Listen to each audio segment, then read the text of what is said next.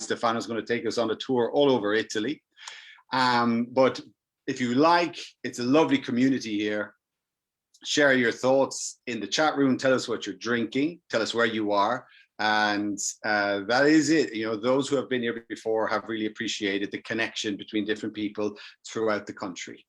So that's the most important thing. We'll have a nice hour talking about great wine, Italy. We're going to have a bit of escapism to see all the kind of places that we can now start to dream of returning to when it's safe in due time. So, Stefano, what are you drinking? Tell us. Tell me you have a drink. Now, right now? Yeah, right. Actually, I haven't prepared my glass yet, but I have a bottle open of Zibibbo Catarratto over there. Bye. Then if I have time, I will grab a glass and I will bring it here. Stefano, but I haven't done. I'll tell a few jokes while you go get yourself a glass. It's very important you have a drink to carry you through. You're going to need it. I'm going to be hard on you. Can I go? Please, please, please. Now I need to think of any jokes that I have, which actually I don't have very many. Well, here's Stefano. That's perfect. Great. Here he is. Superb. So this is Zibibbo Catarratto. Zibibbo Catarratto. Zibibbo Catarratto. People, what I said. Zibibbo. Give me a break. What vintage? This is the 19. Okay. Because today I've been working on the blend for the 2020 vintages, which is fantastic. Really pleased about the results of the grapes there. But the 19 is still very good. Very good. And so would you, just for the benefit of everyone who's watching, is the purpose of opening the 2019, is that a calibration, like a benchmarking kind of thing? Exactly. This is very important. Well, first of all, let me say something to the people that is joining, because first of all, good evening from Italy. And then the second is thank you, because for me, it's not easy to be in the center of the scene. But yes, thank you. I don't know how it happens to be winemaker of the year, but it is. So thanks a lot for this, and thanks for being part of Naked Wines, because for me, as I explained in other videos, it's really such a relief in this tough time. So, said that, yes, going back to your question, of course, yes, it's very important to have a reference of the wines you are doing. And I would say, thanks to the feedback that I get from the angels, it is becoming more and more clear as never in the past where I have to go in terms of style, in terms of quality for the different wines that I make for Italy. Because, you know, now it's, 8 years that I've been working with you, and it's really a school for me, because this interaction with people is so helpful in understanding the style. So once I have an idea, then of course I want to have a reference like the previous vintages. And when I have to do the next vintage, it is very important, you know, to have this sort of comparison, the consistency of the fruit, the mouthfeel, the flavors. So I try to give, I think it's important to give our angels a consistency in the style, yeah, and the correct profile, so that they exactly experience the same experience. And this, of course, relates quite a lot with then I stop. I promise I stop talking. The idea, but, you're the guest. But you know, I'm Italian, no? And can you imagine if I could speak in Italian? And this is a language barrier, no? If it wasn't the language barrier, I could go on forever. But anyway, I would say, well, I forgot what I wanted to say, sorry. Consistency. Went away. No, consistency year to year in style. But anyway, salute. Yeah, this relates to that. That's the point. Thank you. Thank you for helping me. It relates to the level of the wine. There are some wines where it is, I would say, compulsory that you can appreciate the differences between vintages. For some other wines, it is important that the angels, once they found what they like, they find again year after year the same experience. Yeah. And actually, when I rang you, Stefano, to say congratulations, winemaker of the year, rock star, poster boy, I had a picture of you on my wall. And you, I said, how did you do it? How did you make it? And your answer, I remember, was quality wines, ensuring it's quality wines, but listening to angels, listening to their comments, their feedback, and let's say holding a responsibility to deliver on that. And that's quite a big responsibility, because you have 9 wines maybe, or 10, and to manage the detail and the profile as you're doing now. It's actually lovely, very interesting to hear that that's what you were doing today. You're looking at 2020, ensuring that it marries up with 2019, so somebody knows they like something. It's as if you're going to say it's a music, it's a band, and the next album is going to be really left field, and you're like, what the hell is that? Like if there's any Radiohead fans out there, they're the best. But it takes a little bit of time to get into the new album, but then you love the new album. But it takes a bit of work. And really, in wine, we're in the pleasure industry. You shouldn't have to work so hard. Your day has been tough enough. When you open a bottle, it should just be à l'aise, smooth and easy. So, and it's great to hear. Well, that's why you're the best in the world, Stefano. But it would be good to just get a view from everyone who's tuning in this evening on Zoom and on Facebook, and welcome to everyone. It'd be great to just get a picture, just to sort of frame the appreciation, the Stefano di Blasi fan club on white wines and red wines. We were going to throw up a poll just to see what is everyone's favorite white wine. We'll have them listed for white wines, and then we'll ask the same question on reds. And we won't do a white versus red playoff, but we just want to it'd be good to see a picture of what brings people back again and again to your wines. So that'll pop up on the screen in a moment. You have the Bianco, the Trevenizzi, leggermente appassite. How's my Italian, Stefano? I have a tutor. Perfect, just perfect. Okay, thank you. Zebibo Catarato e Vermentino Igite Toscana. So, okay, va bene. So you can vote on the screen, pick one of those, which is your favorite, your go-to white wine from Stefano. And that'll give you a few moments, and we'll pop up the results, and then we'll do the same again for the red. And it's great. It's very useful for naked wines to know where the fan base is. So we ensure that the wine remains in stock for as long as possible. Do our damnedest. So what else were you tasting, Stefano, today? Well, today many wines. I've tasted here we have the results. Here are the results already. A big swing towards Trevenizzi. Wow. And it's great. I mean, the others are nice and close. Vermentino, I really like the Vermentino. It's beautiful. Yeah. Just the polish on it. It almost tastes like licking marble, if that's not going to send me to a psychiatric ward. But it is just that sort of, that mouthfeel you have. And then the others, great, equal appreciation. So superb. Thank you, everyone. We'll do the same for the reds. And Stefano, while that's happening, maybe you could tell us what else you were tasting today in your just really probably you don't even know, but the Trevenezze, which is the favorite of this survey, it's already been bottled, the 2020 vintages. So not today, because it's been bottled, and I think it's just a matter of days, and this will be loaded and sent to you.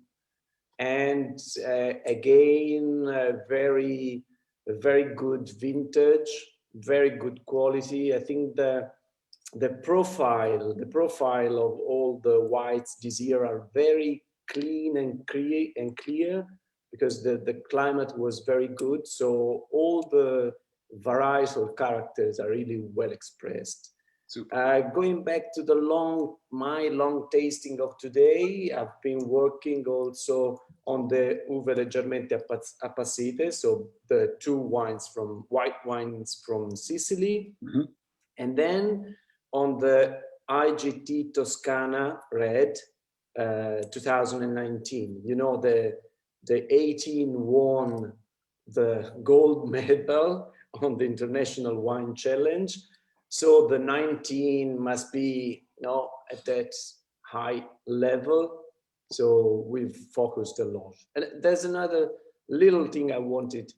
Montepulciano d'Abruzzo, here the results. Yeah, everyone else can go home. It's Montepulciano d'Abruzzo. Yeah. No, that's superb. There is a massive love, Stefano, amongst the naked community for Montepulciano, and especially your Montepulciano, and that's just wonderful to see it in context. And well, Wow.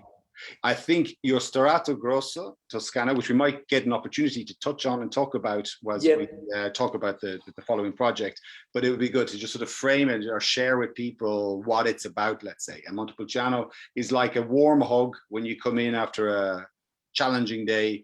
Montepulciano's there is the one thing that will listen to you. You know, no one else wants to listen to your problems, but Montepulciano will listen to your problems. Yeah, it's cool. Just like the Tre Venezia. Yeah, exactly. Just I can understand. It's clear to me that these are two wines that are easy, as you said, you know, something that really can welcome you home when you come back from a tough day. It's completely right. Let me tell you just something, that of course this job, I think I'm in a very lucky position, because my job is to be, before working with you, I'm still a consultant, so a freelance consultant. So I had quite a good knowledge of the different places in Italy. So of course this award, you know, to be nominated winemaker of the year, it's not just me. It's like you said, it's a band, you know, like talking about the Radiohead. It's exactly the same. I have my bands playing with me in Sicily, in Veneto, in Toscana. It's a teamwork.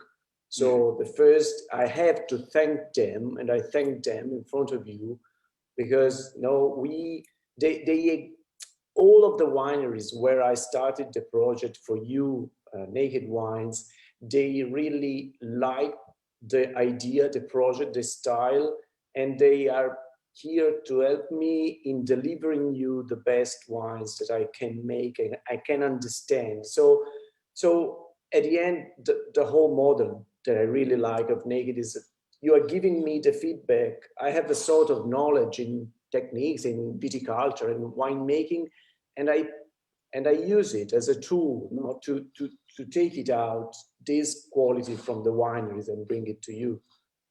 So it's a teamwork, and in the team is not only me and the wine and the wineries, but also the angels that are giving so many posts. This is part of the teamwork. Absolutely. No, that's great. And it applies to Naked as well. There's so many people that goes behind the massive mission that we have. You and I are quite fortunate. We're paid to sniff and spit wine and do things, but we're always surrounded by a great ecosystem of great people. That's true. And it's important. I thank everyone who's joining this evening to celebrate Stefano's success. There was a glitch in the password, I think, that went out for people to sign on. So apologies for that this evening, but hopefully now you're in and you're enjoying it. So what I'll do now is just sort of set out what we'll do for the next 45 minutes or so. Stefano, I'm really keen to hear about the project which you pitched for your Winemaker of the Year. We'll talk a bit about that on sustainability. I'm going to show the angels some of the wines I've been tasting the past 2 days, quite a lot. And then when we come back, it would just be great, Stefano, for you to take us through Italy, the areas where you make wine, and just give us a sense, bring us a little bit closer to it, because clearly we've all been in lockdown, but also there is this sort of light at the end of the tunnel that we're all looking at. And as people are choosing their holidays, when it's safe to do so, Italy might be on there. And we might just get a commission payback from the Italian Tourism Board, which we will share with it. So let's talk a little bit about your project. So yeah, you kick us off. Tell us what it is, why, who, what, and where. Yeah, so yeah, it was quite a big surprise when I remember you announced me a few days before Christmas that I was one of the 3 finalists. And you told me, yeah, you have the chance to do a project, whatever you like, whatever you think it's important, you can do it. And I said, so knowing that there are so many things you can do, no? And so I've been thinking quite a lot, but I have to say probably also because of this situation of the lockdown, the difficult challenge we have to face in the future, no? That I thought, why don't I make something for the also sort of knowledge, of information for this beautiful community we are of Naked Wines, of not only delivering good wines, that is part of my mission, of course. I like the taste. I like to describe different, you know, perception you get in the wine. But why don't I try to help them understanding that we should all be more aware of what is producing a food. Wine is a food at the end. So why don't we build together again a sort of communication around what is considered a quality way of farming. So there is a term I wouldn't like to say, but it's because it's very misused, that is sustainability. But I thought the idea is there. No, I want to make a project on sustainability. So what it really is, it is such a complex subject that is very often too much simplified.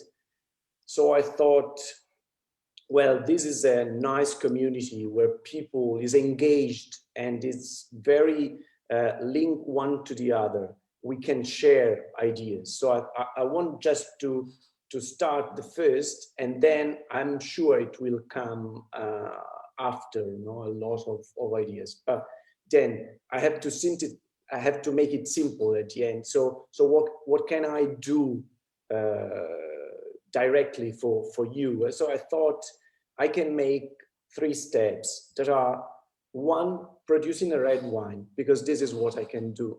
This is what I know what to do. But it's not just a normal red wine. It will be organic. It will be without sulfite. So, and this why? Because in the sustainability concept, there is the concept of the quality of the food. So wine can be a quality food, of course, for the all the perception, the taste, but also if it is healthier, let's say, for the health. So sulfites, it's a problem because it's dangerous for the health, and it's not easy to make a good wine without sulfites. But I have quite a lot of experience. Actually, it's 8 years that I'm making wines without sulfites. So I thought first to show that it's possible to make good wines without sulfites, and this is one part of the pitch. The other is to show how we can produce a wine in a more environmentally friendly way. And I've been working for quite a long time with a company on the coast of Tuscany that is applying this idea. It's biodynamic, is organic, and they are reintroducing the animals into the process of producing grapes. And it's not just to do something fancy, you know, because you have horses and ducks in the vineyards. Well, actually, when you try to go back to a kind of agriculture that is merging and it's putting together different aspects, you are reintroducing what we call biodiversity, which is not just an empty word. It is very important. Biodiversity is something that will help us solving the most important problem in the future, not only in farming, but maybe in the next pandemic. So it is very important that we really take care of our soils, because, you know, we as farmers, we are using a piece of land which is which should be kept in good health to give it to the next generation with the same possibility of giving what we are doing. So free time, but also creating food and everything we need. So we really need to have a, you know, a form of respect of what we are doing. So, but because it's a very complex subject, stop me when you think I'm going too far. It's please. beautiful. Go slow. So I think when you face such a subject that is very complex, you need not just yourself saying how good I am in using the horses and the manure in the vineyards, but you need experts, you need the university, you need research institutions, like we've all experienced now, with this pandemic, that at the end is science that is helping us with the vaccines to solve the problem. Exactly. And climate change, sustainability, it is such a complex subject because there are so many different factors interacting with each other that I thought, okay, I'll take a case study like a farm where I'm doing this, and I'll ask the university to come and in a way measure what we are doing in terms of, maybe the carbon footprint, something that maybe most of the people that are listening to us already know, or the biodiversity. And they could tell us they will tell us actually, if we are doing well or if we can improve, or if some of the things we think are important, they are not actually so important. So this part is financing a research project that is studying how this method of sustainable farming is applied to help us improving. And the last part, using the model of naked wine, which I think I really understand now after 8 years, is using our community, because once we create a little bit of knowledge around this, I will share this knowledge with you, with the angels. Say, look, you should know once you choose a food or a wine, that if you drink an organic wine, is better. If you find a wine that is without sulfite, it's better for your health. If you spend €1 more for a bottle that is produced according to maybe kind of sustainability farming, you are also taking care of the environment. And this direct engagement of the angels, for me, is the best way. Because at the end, the farmers, they cannot do it because they are good and they are, they want to make it for, of course they have to make a profit, and they cannot pay for those that we call externalities. It's an economic term. It's, if you take care of your environment in farming, you are doing something that is good for the society that is living around it. Sometimes close to the farm, but sometimes also far from it. So this cost shouldn't be on the shoulder of the farmers. So I think Naked can really help them. We can do something in this direction.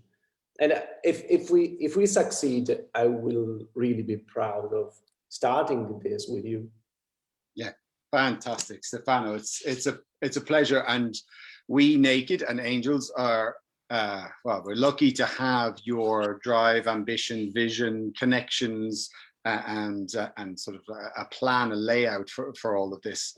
And equally, you're doing this project in Italy, and it will return results that will say, as you said, this is relevant, this is not, this is what you should pursue, and this is how we will measure it in terms of, we talked earlier about life in the soil, what that matters, and we would then look to share that with other naked winemakers and basically not enforce anything on anyone, but knowledge is power. You give it to them and you say, Stefano did this and he took it from here to there as a result of this project. And basically we could also see that angels were or were not very interested in following Stefano's path. So this is the time.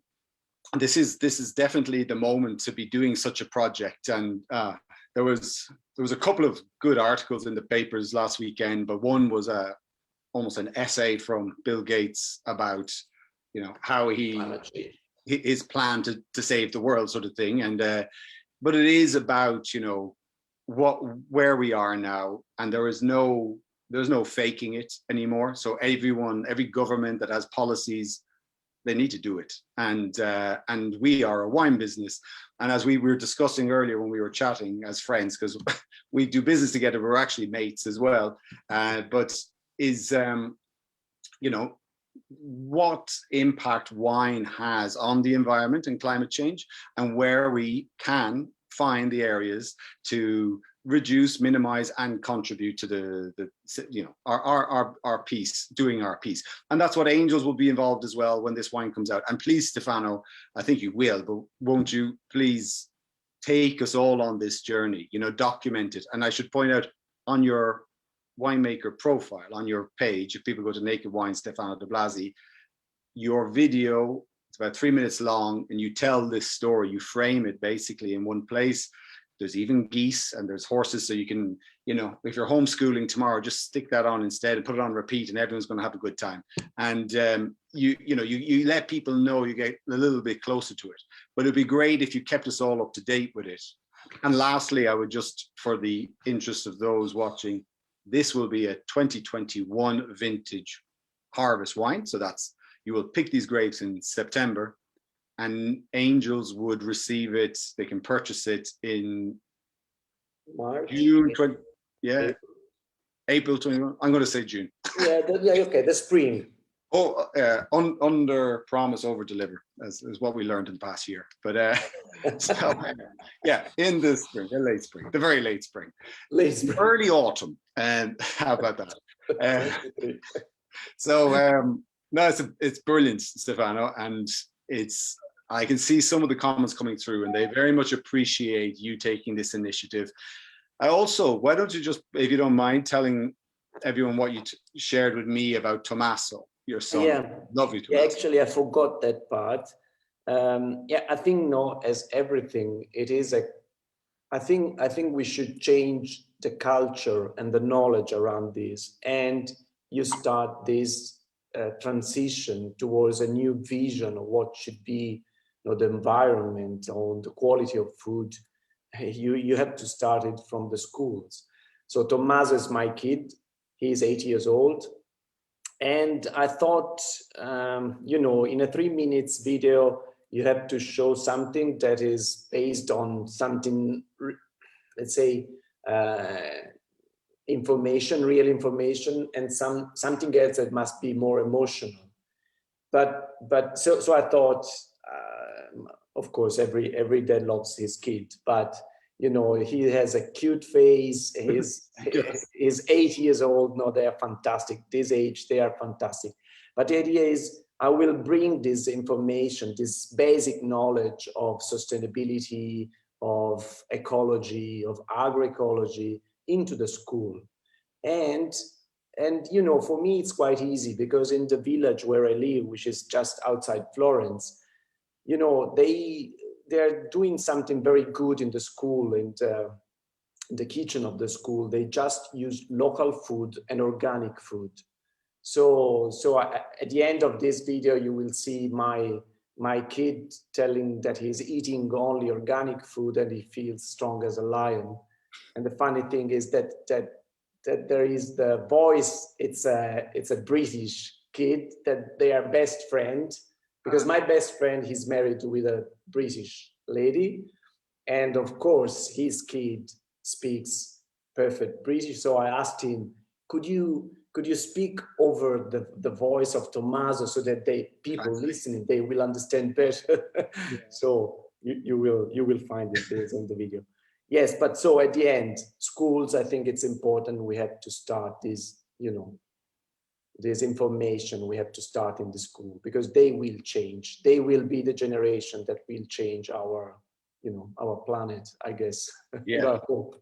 And as you said, you to me in another discussion, that, you know, 10 years from now, you need to be able to tell Tommaso what you did when you had something that you could do. And that is a beautiful initiative to say, when I was given the position of power, let's say, this is what I did. And so you know that you've done the right thing. But look, it is fantastic. I'm very excited by it because it's crucial, but also we have got one of the world's, and we should point out here a little bit of you know, fame, spotlight on Stefano. You worked with Antinori for many years, creating Solaya and Tignanello, which is, what's her name again? Meghan Markle, that married to Prince Harry's. And it's her favorite wine. That's the name of her blog. And she's having a baby. Maybe she call it Tignanello. Maybe she call it Stefano. That'd be nice. To start a campaign. Actually, she should call her son, her new child, Stefano. But the important piece here is that you have created some of the greatest wines in the world, managing the vineyards and how understanding from the origin, how quality can be translated from the vineyard right through to the final bottle of some of the greatest wines in the world. And now you make, well, I'm drinking it tonight, Poggio di Guardia for us, a wine that needs time to lay down and develop. And therefore we have full confidence. And Naked and Angels are very, very fortunate to have such an esteemed talent winemaker here. Sorry, that's it, enough. And you got gorgeous hair and your glasses are brilliant. I love your shirt. You're looking great. Yeah. Now I'll give you a break. Okay, Stefano, you take a breather. Camino, we say in Italian. I'll leave you alone. So next, I'm just going to take the Angels through some of the wines I've been tasting. There's a Q&A section down there you can add if you're on Zoom, and you can pose a question to Stefano, and I promise to try, and I'll make this swift, but it would be great that Stefano will go through some of those questions and answers just a little later. And when I get back, Stefano's going to take us on a trip through Italy. Now, I am balancing a webcam on this laptop, so there's a good chance it might fall off, and if it does, well, that's just live TV for you. And so we'll roll with it. So this is what we call Raise Empties. And I just want to show you some of the wines that I've been tasting this week. Yesterday, actually, this is actually 2 days. I don't know if you see all of that. That's a hell of a lot of wine, but that was just 2 days, a bit like Stefano's backdrop. So first up, actually every label is irrelevant because they look like lab samples. I mean, they look very ugly. They're just telling you, this is what it is, this is the volume, this is the amount of bottles. But this is from Matt Parrish. He's a Kiwi, but he's based in California. And this is a new Zinfandel from Matt, which we listen, as I'm sure you know, and we know that Zinfandel is a key wine that people love, that sort of richness, roundness.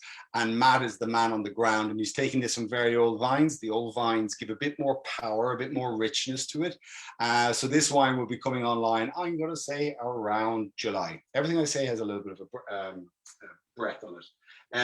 A new winemaker for us, but she's very big in the US, has made Meritus, some of the more prestigious wines made in California. And this is Camilla Benite. I'm going to show you the label, but you won't really see anything because it just says Camilla Benite. And she's making that from Lake County, which is just beside Napa Valley. So it's where you get Napa Valley quality and style, but at a sort of using the Naked model, which is just where your money goes a lot further. What else? Yeah, well, I won't go into too much detail on this, but we've got a very exciting new winemaker, Francois Hosbrook from South Africa, who sent out a tweet saying, you know, South Africa was in lockdown, the world was in lockdown, but they also had an alcohol ban. And so there was no sales of alcohol wine in South Africa. And as a result, lots of wineries' tanks were still full of wine. And therefore, as a result, as harvest is starting now, many winemakers or grape growers were just not picking the grapes because there was no point, because there was nowhere to put it. And he sort of called out that this premium high-end vineyard in Stellenbosch, Sauvignon Blanc vineyard, was going to be left unpicked, and it was a shame. And through a response from Tim Atkin, a wine critic, says like, well, what can we do to help? And he says, well, we just need someone to buy 20,000 bottles or so of Sauvignon Blanc. And this is where Naked Wine stepped in, and as a result, he's picking. I was WhatsApping him today, asking him a question. He goes, sorry, I'm busy picking your Sauvignon. And I was like, okay, I shut up. You keep going, keep going. So this is a Syrah from him as well from last year. So it's really exciting to have Francois as a new winemaker. He's such a talent. And then to have this premium vineyard coming down the line, or premium grapes, which you're going to see July. Everything's happening in July. This is from Benjamin Meyer, a winemaker. This is De Terre. This is a beautiful bottle, glass wine label. Benjamin Meyer is a Provence winemaker who applied through the COVID Rescue Fund, which we did in the summer, and he's in Luberon. Luberon just sits à côté, just beside Provence, and you've got the same grape varieties and pretty much same climate, but what you're getting is sort of like, he knows the area inside out. And in Provence, which we love, you can find yourself falling into paying for the label of Provence sometimes. And in Luberon, it's pretty much undiscovered territory with regards what can be achieved. If you invest enough in the bottle of wine, you're going to get back a super premium wine. And that's what we have with Benjamin. And I'll just leave this last one. This is from Oscar Quevedo in Portugal. This is for the Fine Wine Club. Some of you will know it. Actually, your Poggio di Guardia, Stefano, was in the first ever Fine Wine Club case. This is Allegria. It's from the other side of the river from where Oscar's based. It is south facing, it gets more sun, and it's a very premium. So it's a blend of Touriga Nacional, Touriga Franca, and it's in barrel, and it's going to take a long while to chill out. So, but this will be in a Fine Wine Club sometime later this year, which would then probably suggest that you just let it rest. But we're very fortunate now with the numbers growing in the Fine Wine Club that we can continue to invest and kick off projects like we're doing in the Southern Hemisphere, who are picking grapes now. So I have this sort of blank canvas, and I go, right, what do we want to make? What should it taste like? And we just pick up the phone, and that winemaker's like, yep, I can do that. So it's a very exciting place to be at the moment, doing the Fine Wine Club. Okay, Stefano, I would love it if you could take us on a bit of a journey, visual, if you may, to show us where you make your wines in Italy, and if people want to visit or get a picture of the areas where you are. I hand it over to you, my friend. Okay, thank you very much. I tried to share my screen. Just tell me if it works.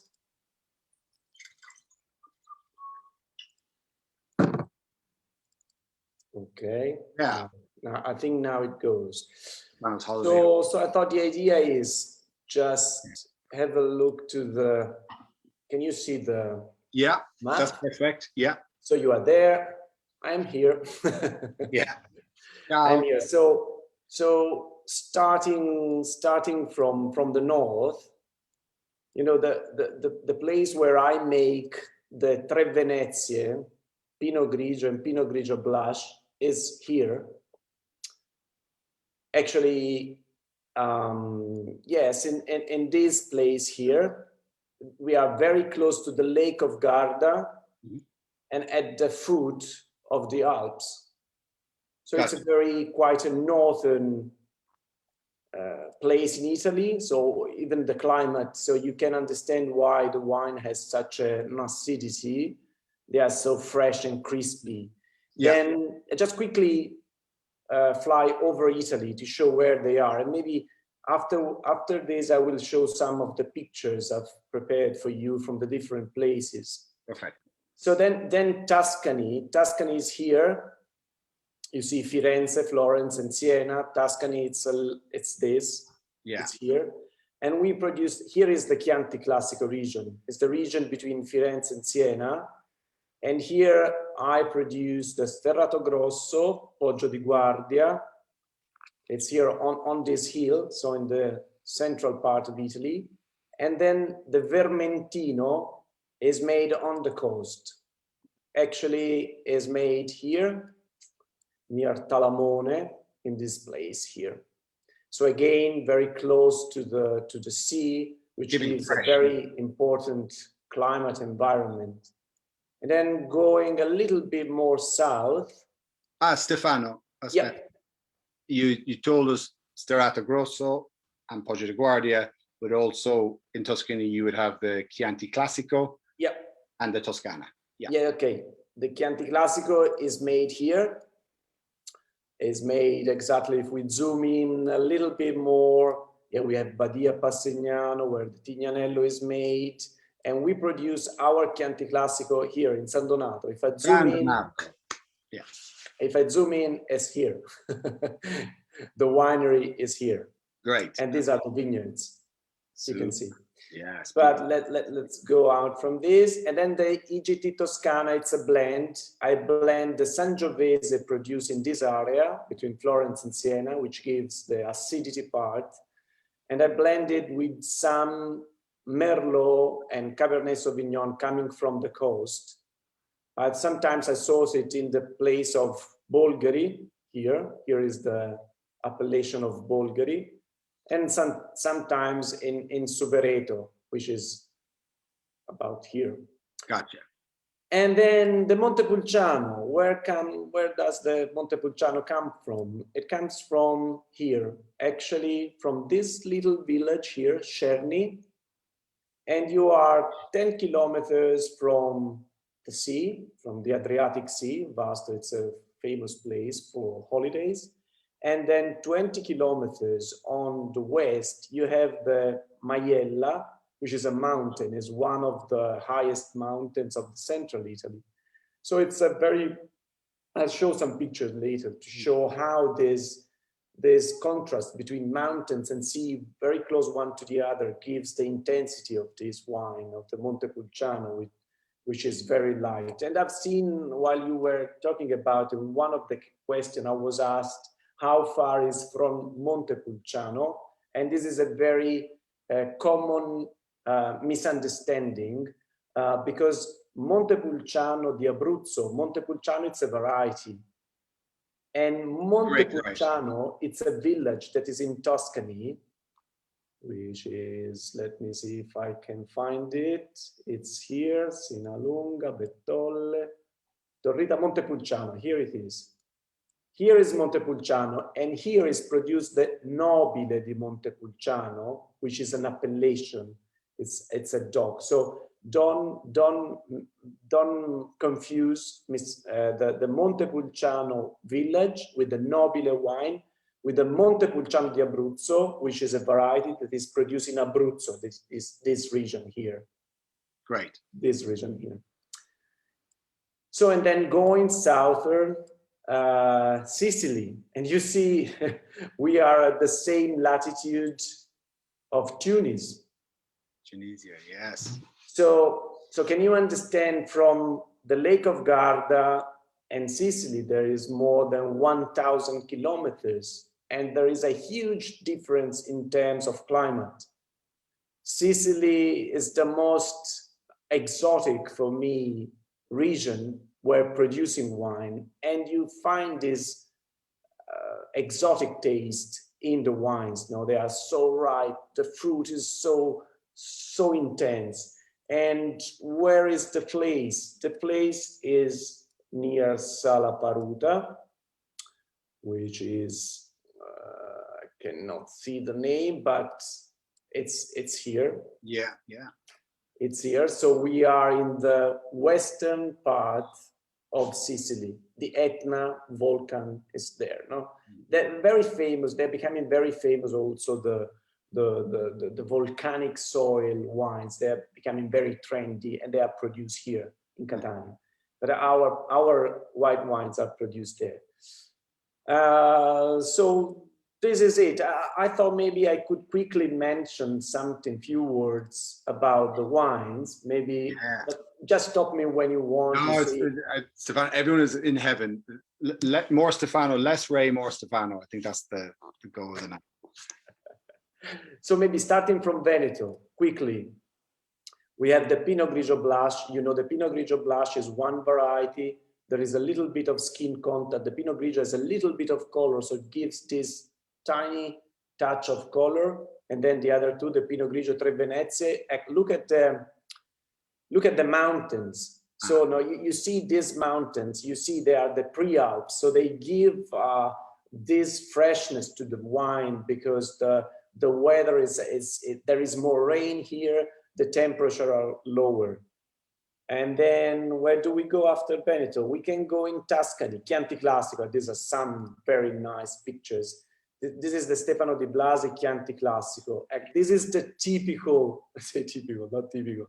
This is the villa. This is a 16th century villa of a noble family, the Famiglia Strozzi, the previous owner. And this is a winery where I'm consultant, and really I'm lucky to be consultant.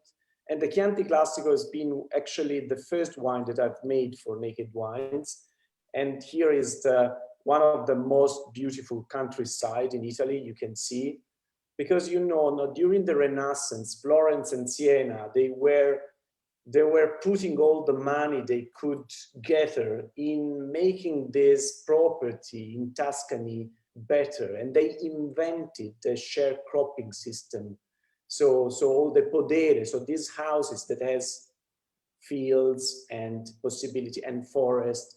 So the environment around the Chianti Classico is so well preserved. Then let's have a look at Poggio di Guardia is fantastic.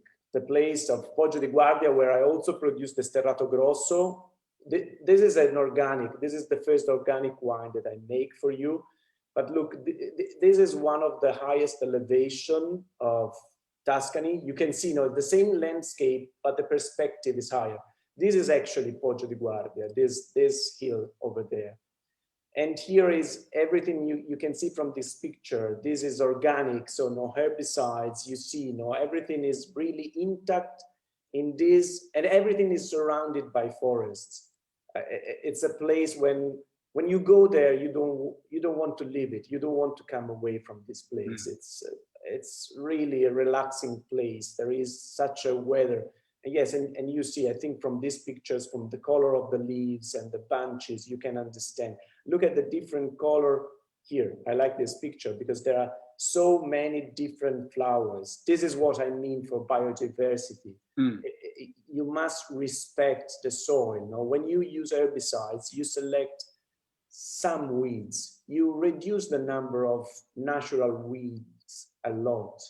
When you do organic management, the number of different species you have in the grass, even in the grass, it's so much and so complex.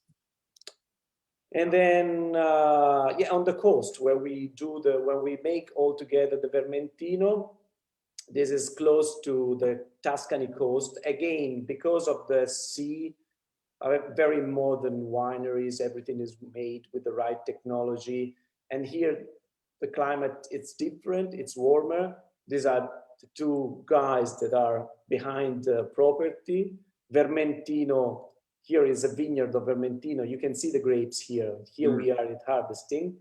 Vermentino is quite a large grape with big berries. It is very often used also as table wine, as table grape, sorry. And it's such a generous variety, and it's very able to grow next to the sea. Actually, it's a very ancient variety. It was discovered and brought by the Romans all around the Tyrrhenian Sea. Something about Abruzzo and the Montepulciano. So here is the label, you recognize it very easily. This is what I wanted to show. Look, this is the Maiella. So it's a real mountain. It's over 2,000 meters. And it's not a very touristic place. It's an intact place. I would say it's very well preserved. This is something I wanted to tell you, because in every place there is a different story. The story around Montepulciano. Montepulciano is made in this winery, which is quite a big winery. Actually, it's a cooperative winery. And you should see what is a cooperative winery. It's a place where growers, they bring their grapes into the same facility because they want to try to have their cost paid in terms of production of grapes. And you should see how they are happy to have such a project with Naked Wines, that we are giving the right value to their effort of making good grapes in such an environment. And they also have a specific way of trelling the vines. So the vines are not trelled, and not the canopy is not in a vertical position, but the canopy is in an horizontal position. So it's called tent. We call it tent, la tendone abruzzese.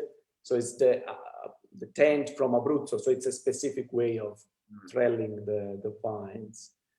And then the last is Sicily, where we produce the Uve leggermente appazzite and the Zibibbo Catarratto, the ones I'm drinking with you tonight. And look at these. If you remember the mountains of the north, or even the mountains from the Abruzzo, you see this is a summer picture, and you see that the green is only where the vineyards are. So vineyards is a very Mediterranean crop. It's very good. It's very resistant to drought, and you see everything is brown because there is drought, so there is no great possibility for other crops to grow, but vineyards can do. And this climate also, I think this picture also explain why the taste is so complex, so ripe. Because there is this, look at the sky, the light is more intense there. So everything is more evident in terms, of course, of ripening. And I think, yes, some more picture, but I think, Ray, that's it. That's beautiful. Oh, Forza Italia. It's such a beautiful country. You make beautiful wines, and we haven't talked about the food. And I have to apologize for the Prada Cup. For the what, sorry? For the Prada Cup. The Prada Cup. Ineos was beaten by the Italians. There has passed the challenge between the Italian team of Prada and the UK Ineos, and we won. So I apologize. So we will be the challenger for the America's Cup. Super. Okay, great. And actually, while we're on it, Ireland will play Italy this weekend in rugby. I know. We better watch out because the Italian Stallions arrive. I think we go to you. I think we play in Italy. But Stefano, that was amazing. That was just beautiful. It's just a sort of step outside the world that we've been living in, a reminder of the beautiful world that we are a part of. And even as things happened in Mars last week, and what might have happened on Mars or whatever we think, we just really, really must take care of this planet, because this planet is beautiful and we are smart as it turns out. And, as individuals, we can do good things to pass it on to the next generation. It's very important. That was beautiful, Stefano. I know we're going to run out of time, but that's okay, because I think everyone just sort of, that was escapism. Everyone sort of left their bodies and traveled to Italy. And I think the EasyJet and British Airways website will be exploding now for flights to Firenze. So if you wouldn't mind, Stefano. Yeah. I would love it if you could take a look. Can you see the Q&A section down there?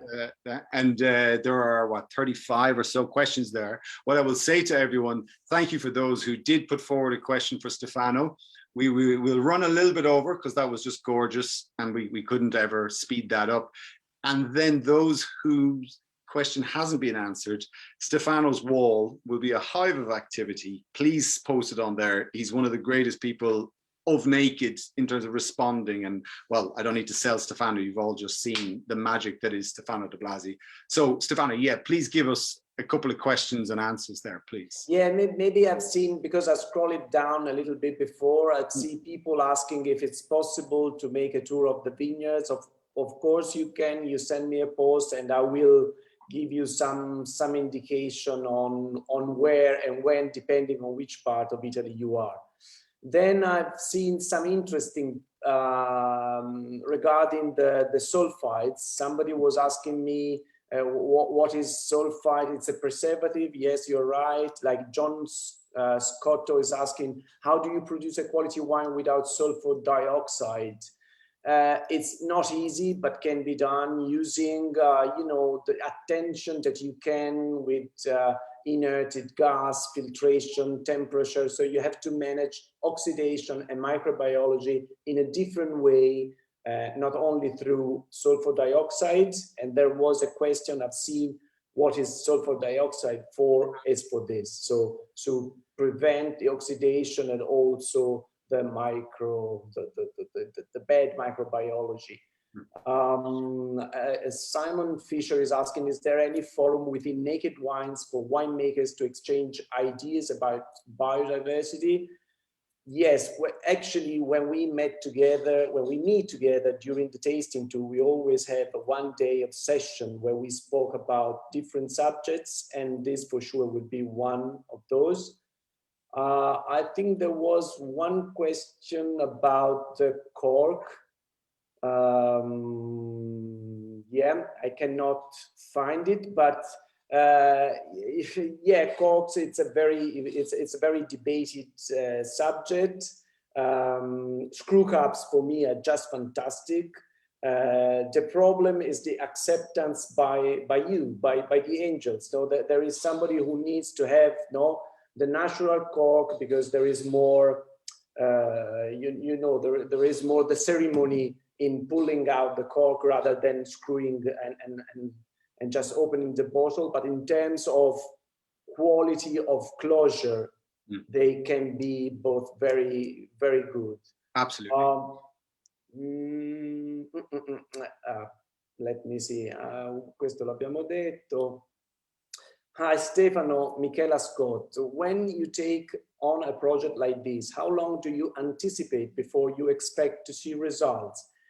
Well, the easy part of this is let's say the project is already started, because this sustainable farming has started already. So now I will ask only the university to come and measure what we are doing.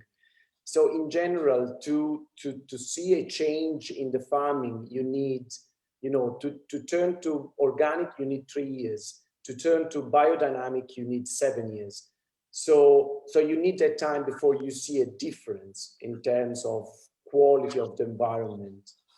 And this is a very important question asked by John King. Are you also looking at more sustainability in bottle production and reuse, recycling? That's a very good question, because I've mentioned the farming part of the carbon footprint, but maybe the most important one is the packaging. And in terms of, emission of CO2. So yes, and there is a project started from Naked Wines, and Ray is one of the promoters. Maybe you want to mention it a little bit, Ray, but yes. Yeah, absolutely. It's it's a work in progress, as these things need to be. But yeah, we're critically challenging the weight of the glass, so the density of it. It's important to point out for how long we have been moving wine in bulk, which means we transport wines from, say, New Zealand, and we transport it in a big bag, and we call it bulk shipment, but it's a large format, and we ship it. It's the equivalent of 32,000 bottles is shipped in one bag across the world, and then we bottle it close to here, and so you have less weight, because when you're shipping glass, you're just moving weight around the world, so you're burning fuel, so there's greater effect on CO2 emissions. And it's a very important part of what we can do, but it's a small part, which is moving wines in bulk from different countries, Australia, New Zealand. Then it's always challenging when we look at, okay, here's a great new wine from Stefano. What will we, what's the bottle that it'll go in? And that's a very live discussion. And there was a couple of wines. David Tofstrup in Spain, we took his Trenza top wine, we put in the Fine Wine Club, and another one from Renan Boerman in South Africa, Conclusion, top of his range. So it's like the top when you're trying to show premium. And we said, look, the wine is awesome, but the glass bottle is criminally heavy. And so how do we do this? Because we want to take it. And what in this says, it was a stepping stone. Okay, admittedly, it was a stepping stone. We said, okay, look, we'll take it because angels deserve to drink that wine, but can we offset the carbon emissions by planting trees? And there is a charity you can do that.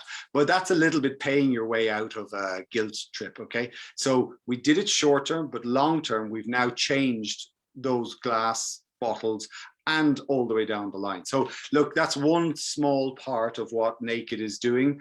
There are greater plans in place, and there are good people looking at how our overall sustainable approach is fulfilled. And this project in the vineyard is something that we're incredibly grateful to have Stefano leading for us, let's say, as we work on other bits that we are closer to and can control. I think there is just one last question that I really want to answer. Yeah. Cliff Dobson, I have a poor relationship with Sangiovese. How can I overcome this? I love it. Cliff, easy. Cliff, drink harder, drink wine. Yeah, exactly. Work on it. It's like Guinness. I remember when I was, oh gosh, if my parents are watching, when I was 16, we had Guinness was in Ireland, and that's what everyone drank. And then I was maybe allowed to sample a pint, and then you go, oh, I'm not sure I like this, actually, after all the hype. But what I learned is a bit like Marmite. You have to work on it. You have to put in the time, put in the investment, and it's an acquired taste. And then you get there. And then Guinness is the most, apart from wine, the most beautiful thing. And Marmite on sourdough is the most beautiful thing. So dig deep, Cliff. You'll find it. Sangiovese. And don't be afraid. Pay up sometimes, and you get that quality. It'll come to you. So, shall we leave it there, Stefano? It was a lovely evening. I could see from the comments coming in just how appreciative people are of, important to point out, your English is outstanding. And you ran the show this evening. It was so fluent, and how people relate to you, endear to you. And well, that's what you are. You're such a great guy. Thank you, Auguri. Congratulations on the gold medal for the International Wine Challenge for the Toscana, Winemaker of the Year. And I mean, if we didn't know it before it, you would have won it tonight. Thank you very much. And anyone else who's got a question, please put it on Stefano's wall, where you will also see the project that he's been talking about tonight. Thank you for tuning in. We'll be back with another one in a few weeks, let's say 3 or 4 weeks. All the best. Ciao, arrivederci. Grazie a tutti. Un saluto dall'Italia. Ciao, ciao. Ray, grazie davvero. Ray.